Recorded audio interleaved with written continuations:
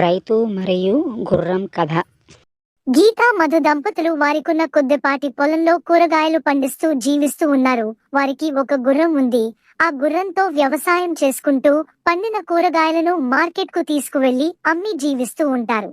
అలా కాలం సాగుతూ ఉంది. తన దగ్గర ఉన్న గుర్రాన్ని చాలా జాగ్రత్తగా చూసుకుంటూ ఉంటారు దంపతులు. కానీ ఆ గుర్రానికి వ్యవసాయ పనులు చేయడం అసలు ఇష్టం ఉండదు.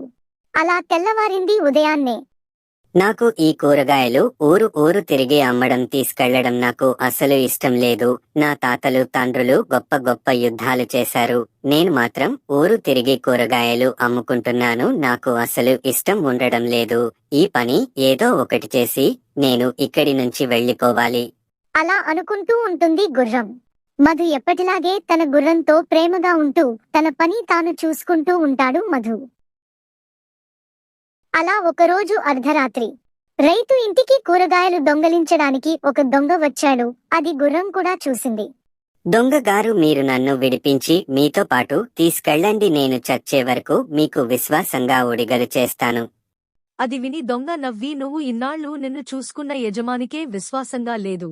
నీవు నాకేమీ విశ్వాసంగా ఉంటావు? పైగా నీలాంటి దాన్ని ఉంచుకుంటే నాకు ప్రమాదం అంటూ దొంగ తన పని తాను చూసుకుని వెళ్లిపోయాడు.